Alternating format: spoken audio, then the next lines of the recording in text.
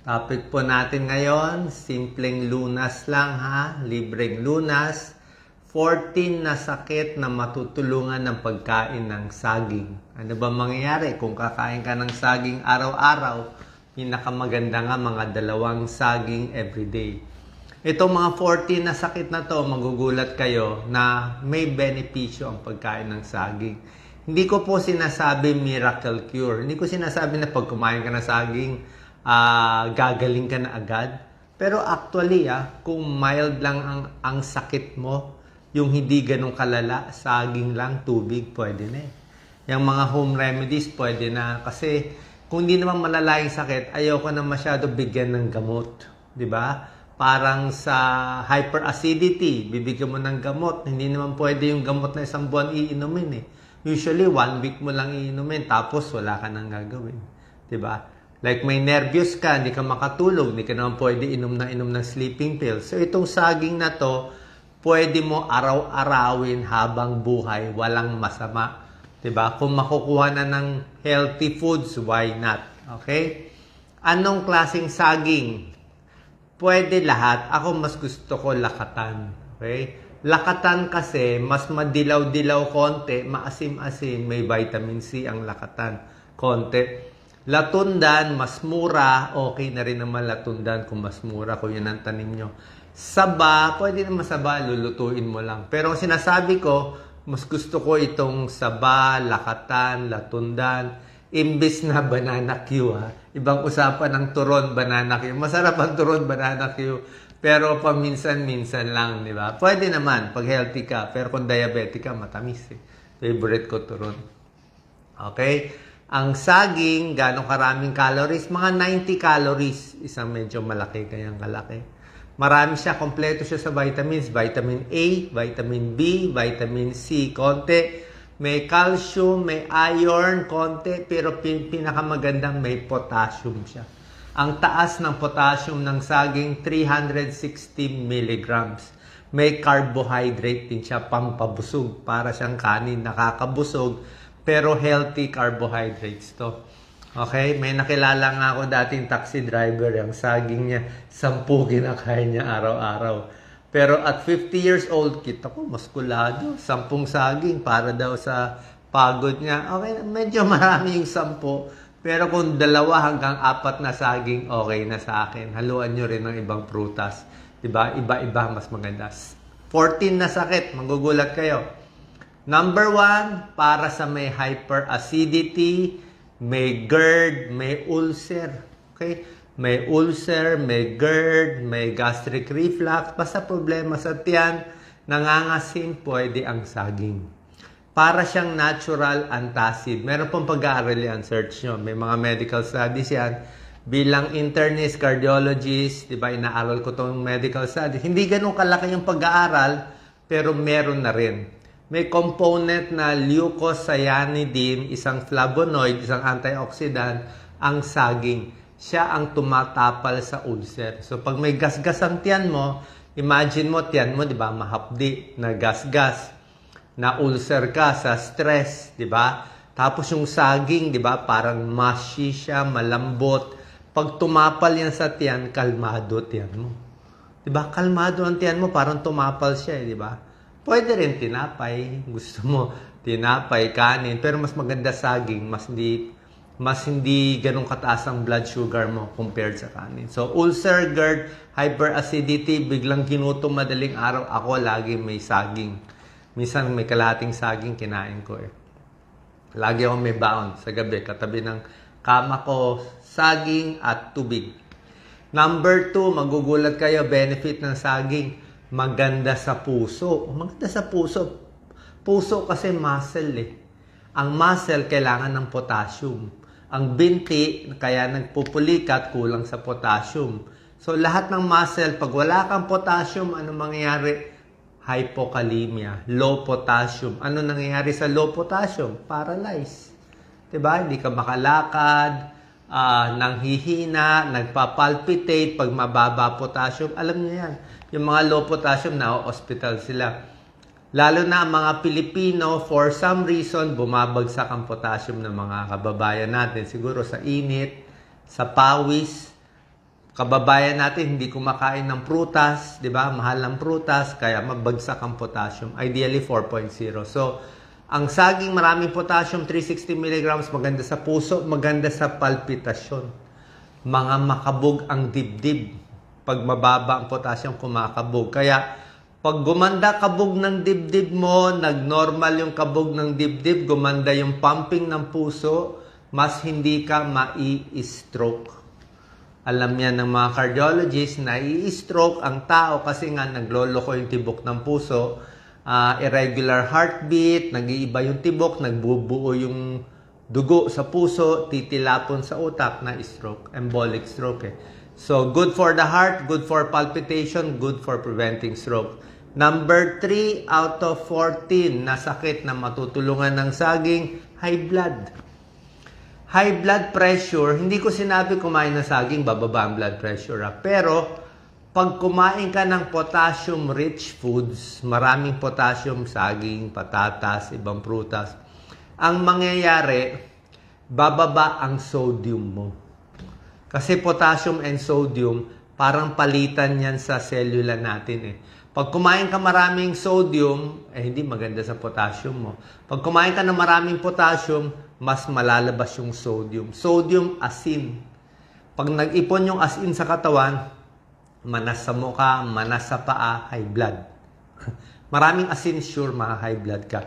Maraming potassium, baka mas gumanda blood pressure mo, at least hindi tataas, baka bumaba pa konti. Iwas ka sa mga alat. So, good for high blood din yan.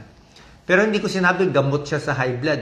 Basta good for high blood, dagdagan mo ng gamot nyo para makontrol pa. Other tips, diba? Mag-diet, wag na alat, may tulong yun. Number 4, ito pinakagusto ko sa saging. Kaya lagi ako may saging. Ang saging, meron siyang vitamin B. Ano ba ang vitamin B? Anong brand name yan? Stress tablet Ang vitamin B, stress tablet. Ang saging, maraming vitamin B. At ang saging, may secret component na tryptophan. I-search nyo. Saging may tryptophan. Ang tryptophan, pag kinain natin, magiging serotonin. Serotonin yung antidepressant. So, yung saging, natural antidepressant, nervyos, stress, anxiety, di makatulog. Anong katapat yan? Saging lang. May pag-aaral nga, may isang libro kami nabili para sa mga batang ayaw pumasok sa school. Ano ang turo ng psychologist? Pakainin ng saging 30 minutes bago pumasok sa school. Nakakakalma ang saging. Siguro, mas busog ka, mas hindi kukulo ang tiyan, relaxing, may tryptophan, naging serotonin. Number 5, yun na nga. Number 4, stress, anti-anxiety, depression, palpitation, may tulong din. So, mabot na pala tayo. Number 7 na pala. Kasi iniba ko stress, anxiety, depression, count as 1. Number 7, insomnia. Pag hindi makatulog, pwedeng chamomile tea, pwedeng hot water, tsaka saging, pamparelax. Number 8, ito pinakamaganda sa saging. Tingnan nyo yung mga basketball player, anong kakainin nila. Tingnan mo yung mga tennis player, ano ang baon nila sa bag? Saging. Kasi saging pang energy, pang atleta, pang runner, pang tennis player, pag nahihilo na, kain ng saging. Pang construction worker, napapawisan sa araw, saging. Bago ma-heat stroke sa init, inom ng maraming tubig, saging. Kasi pawis lalabas yung potassium mo rin yun. Sodium, potassium malabas.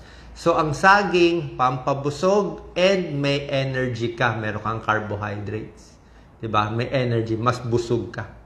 So, sa mga pagod, maganda saging. Number 9, pwede naman sa diabetes ang saging. Okay? Hindi siya super ganda, hindi siya super sama, nasa gitna siya So, yung saging, basta 1-2 saging sa isang araw, walang problema sa diabetic. Wag lang yung sobrang tamis na saging, yung nangingitim na, wag lang banana Q, wag lang turon na matamis, o yung saba na minatamis na maraming gatas, bawal sa diabetes. Pero kung saging lang mismo, pwede sa diabetes. Medium glycemic index. Number 10, ito may medical studies to. Actually, kung babasahin ko pa para sa inyo. Reduces childhood asthma. May European study, ito sinulat ko itong libro. May European study, 2,640 school children, mas hindi nagkahika. European Respiratory Journal na published to. So, good for childhood asthma, prevents leukemia na published sa American Journal of Epidemiology. Nakita na yung bata, mas hindi nagkaka-leukemia, mas hindi nagkakahika kung may saging. Mansanas, maganda rin. Number 11, ito pinakamaganda. Japanese banana diet, 'di ba? Weight loss, pampapayat, saging. 'Di ba? Ako nga hirap mag-diet kung 'di ba? Kung siyempre konti kakainin mong kanin, konting ulam, hilo-hilo ka na, saging na lang pangsapal mo sa tiyan. 'Di ba? Ang Japanese banana diet, saging lang kinakain nila sa umaga. Ang breakfast nila, saging, 2 hanggang 4 na saging, tsaka maraming tubig. Yun lang ang breakfast. Yung lunch, normal. Dinner, mas konti. So, pwede pang weight loss. May nabasa nga ako